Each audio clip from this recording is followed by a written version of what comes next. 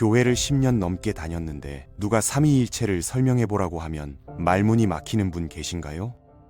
저만 그런 줄 알았습니다. 그런데 주변 신자분들께 물어보니까 대부분 비슷하더라고요.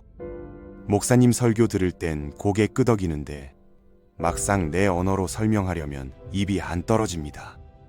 신학교 나온 분들도 이 주제만 나오면 조심스러워하는 걸 봤습니다. 사실 이게 창피한 일도 아닙니다. 삼위일체는 2000년 교회 역사에서 가장 많이 논쟁된 주제 중 하나거든요. 그만큼 어렵다는 겁니다. 어거스틴이라는 초대 교부도 이 교리를 설명하려다가 이해하려고 하면 할수록 더 신비롭다고 고백했을 정도입니다. 근데 문제는 이게 선택 과목이 아니라는 점입니다. 기독교 신앙의 심장부에 있는 교리입니다. 그래서 오늘은 이 주제를 정면으로 다뤄보려 합니다. 어렵게 가지 않을 겁니다. 신학 용어로 포장하지도 않을 거고요. 그냥 우리가 정말 알아야 할 것들, 일상에서 실제로 적용할 수 있는 것들 위주로 얘기해 보겠습니다. 초대 교회 성도들은 이 교리를 지키기 위해 목숨을 걸었습니다. 박해를 받고 토론하고 심지어 죽임을 당하기까지 했습니다. 왜 그랬을까요? 그냥 신학적 호기심 때문이 아닙니다. 이게 잘못되면 우리가 섬기는 대상 자체가 달라지거든요. 예수님이 그저 훌륭한 선생님인지 아니면 정말로 하나님이신지 이 차이는 영혼을 결정합니다. 지금 이 시대에도 마찬가지입니다. SNS에는 영성에 대한 이야기들이 넘쳐납니다. 우주의 에너지, 내면의 신성, 긍정의 힘, 끌어당김의 법칙 다 그럴듯하게 들립니다. 책도 베스트셀러가 되고 유명인들도 추천하죠. 근데 기독교가 말하는 하나님은 이런 모호한 개념이 아닙니다. 성부, 성령으로 우리에게 자신을 구체적으로 드러내신 인격적인 분이십니다. 그래서 묻고 싶습니다. 우리가 입으로는 하나님을 믿는다고 고백하는데 정말 그분이 누구신지 알고 있을까요? 전에 듣기만 한 하나님이 아니라 직접 아는 하나님을 섬기고 있는 걸까요? 아니면 그냥 교회 문화에 익숙해진 것뿐일까요? 이건 불편하지만 꼭 짚고 넘어가야 할 질문입니다. 만약 아버지가 보내신 아들, 아들이 드러내신 아버지, 그리고 지금 이 순간 내 마음에 그 두 분을 모셔다 드리시는 성령을 실제로 안다면 내 삶이 어떻게 달라질까요? 이 질문에서부터 시작해봅시다. 답을 찾아가는 여정이 여러분의 신앙을 완전히 새롭게 만들 겁니다. 삼위일체는 우리가 생각하는 것보다 훨씬 더 중요합니다. 이게 단순히 하나님을 설명하는 방식이 아니라 하나님과 관계 맺는 방식 자체를 결정하기 때문입니다. 기도하는 방식, 예배하는 방식, 구원을 이해하는 방식, 내 정체성과 목적을 보는 방식까지 모든 게 여기서 갈립니다. 나침반이 조금만 틀어져도 목적지에서 한참 벗어나는 것처럼요. 삼위일체 교리가 왜곡되거나 무시될 때 어떤 일이 벌어질까요? 영적 기반 전체가 서서히 무너지기 시작합니다. 본인도 모르는 사이에요. 처음엔 별일 아닌 것처럼 보입니다. 그런데 시간이 지나면서 신앙의 여러 부분에서 균열이 생기기 시작합니다. 그래서 이건 먼지 쌓인 신학 교과서의 한 챕터가 아닙니다. 중심을 잡아주는 기둥입니다. 그렇다면 이 삼위일체 하나님이 성경 어디서부터 나타나실까요? 신약부터? 아닙니다. 맨 처음 창세기 1장부터 이미 그 흔적이 새겨져 있습니다. 많은 분들이 이걸 놓칩니다. 삼위일체가 네온사인처럼 명확하게 드러나지 않으니까요. 여기 삼위일체 있습니다. 이렇게 표시되어 있지 않다는 거죠. 하지만 조용히 속삭이듯 거기 계십니다. 태초에 하나님이 천지를 창조하시니라. 이 한 문장에서부터 시작됩니다. 하나님은 아버지시며 근원이시며 창조주이시며 어둠 속에서 빛을 명하시는 분이십니다. 모든 것이 그분으로부터 시작됩니다. 우주도, 시간도, 생명도요. 그런데 성경은 바로 다음 구절에서 뭐라고 말합니까? 하나님의 영은 수면 위에 운행하시니라. 그냥 떠다니는 게 아닙니다. 히브리어 원어로 루아흐라는 단어인데 이건 숨결, 바람, 영을 의미합니다. 움직이고 계십니다. 살아계신 하나님의 임재가 혼돈 위를 맴돌고 계시는 겁니다. 마치 어미 새가 둥지 위를 날아다니며 새끼를 보호하는 것처럼요. 그리고 그때 음성이 들렸습니다. 빛이 있으라. 하나님이 말씀하시니 그 말씀이 창조되었습니다. 말씀이 곧 능력입니다. 그런데 요한복음 한 장을 보면 이 말씀이 단순한 소리가 아니었다는 걸 알게 됩니다. 태초에 말씀이 계시니라. 이 말씀이 하나님과 함께 계셨으니 이 말씀은 곧 하나님이시니라. 말씀이 인격이십니다. 아직 베들레헴에 오시기 전 시간 이전부터 계셨던 영원한 아들 예수 그리스도이십니다. 훗날 십자가에 못 박히실 그 손으로 지금 은하계를 돌게 하시고 물을 묵에서 나누시고 흙으로 사람을 빚으시는 겁니다. 창조주와 구원자가 같은 분이라는 게 얼마나 놀라운 일입니까? 보이십니까? 창조의 첫 호흡부터 세 분이 함께 계십니다. 아버지와 말씀과 성령, 한 하나님이신 세 인격이 이미 움직이고 계십니다. 이게 그냥 나중에 만들어진 교리가 아니라는 증거입니다. 성경 첫 페이지부터 삼위일체는 활동하고 계십니다. 창조하시고 말씀하시고 운행하시면서요. 그리고 창세기 1장 26절, 이 구절은 정말 우리를 멈춰서게 만듭니다. 우리의 형상을 따라 우리의 모양대로 우리가 사람을 만들고, 하나님은 누구와 말씀하고 계신 걸까요? 천사들이 아닙니다. 천사들은 창조자가 아니니까요. 히브리어 문법상 왕의 복수형도 아닙니다. 이건 하나님 안에서의 신성한 대화입니다. 아버지께서 계획하시고 말씀이 말하시며 성령께서 그 말씀에 생명을 불어넣으십니다. 세 분이 의논하고 계시는 겁니다. 그러자 보이는 것이 있습니다. 우리 인간은 단순히 하나님에 의해서만 만들어진 게 아닙니다. 교제의 형상으로 만들어졌습니다. 삼위일체가 뭡니까? 영원한 교제입니다. 영원한 사랑이고 영원한 관계입니다. 하나님이 우리를 만드신 건 외로워서가 아닙니다. 성부와 성자와 성령 사이에 영원토록 존재했던 완벽한 사랑과 기쁨이 있었습니다. 그 사랑이 너무 넘쳐서 우리를 창조하신 겁니다. 나눔의 대상이 필요해서가 아니라 나눔이 넘쳐서요. 이게 우리가 관계를 갈망하는 이유입니다. 고립이 우리를 아프게 하는 이유고 배신이 그토록 깊은 상처를 남기는 이유입니다. 우리는 결코 혼자 계시지 않는 하나님의 형상으로 지음받았거든요. DNA 깊숙한 곳에 관계의 코드가 새겨져 있습니다. 혼자서는 완전할 수 없도록 설계되었습니다. 그리고 이 삼위일체의 흔적은 창세기에서 끝나지 않습니다. 타락 이후에도 계속 나타납니다. 창세기 3장에서 하나님은 보라, 이 사람이 선악을 아는 일에 우리 중 하나 같이 되었으니 라고 말씀하십니다. 다시 우리가 나옵니다. 인간이 타락한 그 순간에도 하나님은 여전히 삼위일체로 계십니다. 심판의 순간에도 삼위일체는 대화하고 계십니다. 그런데 여기서 중요한 게 있습니다. 하나님이 아담과 하와를 즉시 멸하지 않으셨다는 겁니다. 대신 그들을 덮어주시고 여자의 후손이 뱀의 머리를 상하게 하리라 약속하십니다. 이게 누굽니까? 예수 그리스도를 가리키는 겁니다. 타락한 그 순간에 이미 구원의 계획이 발동됩니다. 첫 페이지부터 삼위일체는 신학 용어로 설명되지 않습니다. 창조하시고 말씀하시고 운행하시며 사랑하시는 행동으로 나타나십니다. 이게 우리에게 중요한 이유는 뭘까요? 삼위일체 없이 창세기를 읽으면 능력 있는 창조주만 보입니다. 대단하신 분이지만 먼 분처럼 느껴지죠. 하지만 눈을 뜨고 읽으면 훨씬 더 많은 걸 보게 됩니다. 관계적 하나님, 인격적 하나님, 우리가 존재하기도 전부터 하나됨 가운데 움직이고 계셨던 하나님을 봅니다. 그리고 그 하나님은 지금 우리를 그 동일한 하나됨으로 초대하고 계십니다. 외로운 우주 속 고독한 존재가 아니라 영원한 사랑의 교제 안으로요. 생각해 보십시오. 우리는 관계의 형상으로 만들어졌습니다. 즉, 우리의 치유와 소명과 정체성은 모두 고립에서 나오는 게 아니라 연결에서 나옵니다. 우리를 지으신 아버지, 우리를 구원하신 아들, 우리를 채우시는 성령과의 연결 말입니다. 이 연결이 끊어지면 우리는 방황하기 시작합니다.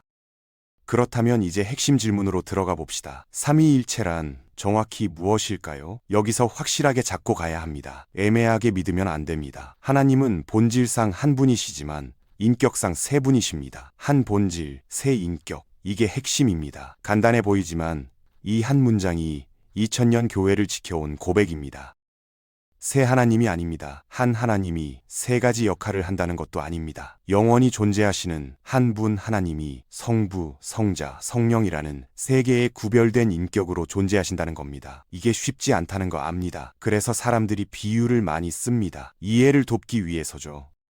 물이 얼음, 액체, 증기로 변하는 것처럼, 한 남자가 아버지이면서 아들이고 남편인 것처럼, 클로버, 새잎처럼 들어보셨을 겁니다. 저도 처음 배울 때 이런 비유로 들었습니다. 근데 솔직히 말씀드리면 이런 비유들은 다 한계가 있습니다. 왜냐하면 우리가 말하는 건 하나님이지 물이나 식물이나 인간관계가 아니거든요.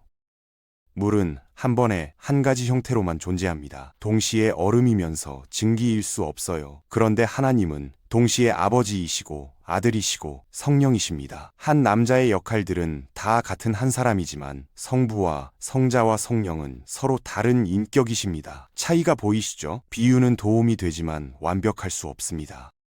하나님을 우리가 완전히 이해할 수 있는 뭔가로 축소하려는 순간 우리는 하나님을 경배하는 걸 멈추고 우리 머리로 만든 이미지를 섬기기 시작합니다. 이건 영원한 신비입니다. 하나님은 우리와 다르십니다. 더 크시고 더 깊으시고 더 놀라우십니다. 하지만 자신을 우리에게 드러내셨습니다.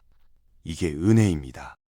성경은 명확합니다. 하나님은 오직 한 분이십니다. 이스라엘아 들으라. 우리 하나님 여호와는 오직 유일한 여호와시니 이사야는 나는 여호와라. 나 외에 다른 이가 없나니 라고 선포합니다. 다른 하나님은 없습니다. 절대 없습니다. 이스라엘 백성들이 수천 년간 고백해온 신앙의 핵심입니다. 그런데 이 한 분 하나님이 세 개의 구별된 인격으로 존재하십니다. 예수님이 세례 받으실 때를 보십시오. 아버지께서 하늘에서 이는 내 사랑하는 아들이요 말씀하십니다. 아들은 물속에 서 계십니다. 성령은 비둘기같이 내려오십니다. 한순간에 세 분이 다 나타나십니다. 이보다 더 명확할 수 없습니다. 예수님은 십자가 앞에서 아버지께 기도하십니다. 내 뜻대로 마옵시고 아버지의 뜻대로 하옵소서. 자기 자신한테 기도하시는 겁니까? 아닙니다. 아버지와 아들은 구별되는 인격이십니다. 성령님도 마찬가지입니다. 예수님이 보혜사 곧 성령을 보내리니 라고 말씀하실 때 성령은 아버지도 아니시고 아들도 아니십니다. 이들은 서로 바뀔 수 없습니다. 역할이 아니라 인격들입니다.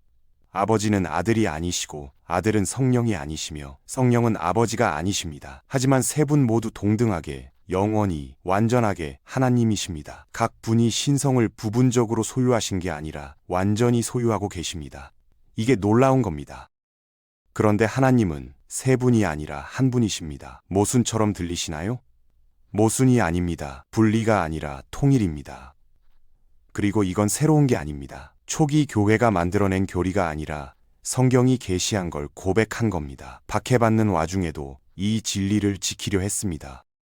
325년 니케아 공의회, 381년 콘스탄티노플 공의회를 아십니까? 박해받던 기독교인들이 모여서 하나님은 누구신가? 라는 질문에 답했습니다. 이단들이 온갖 거짓 가르침을 퍼뜨리는 상황에서 진리를 명확히 해야 했던 겁니다. 그 결과가 니케아 신조입니다. 전능하신 하나님 아버지 한 분과 하나님의 독생자이신 예수 그리스도와 생명을 주시는 주 성령을 믿습니다. 그들은 하나님을 완전히 설명하려 한 게 아닙니다. 그분이 자신을 어떻게 계시하셨는지를 존중한 겁니다. 신비를 제거하려 한 게 아니라 보호하려 했습니다.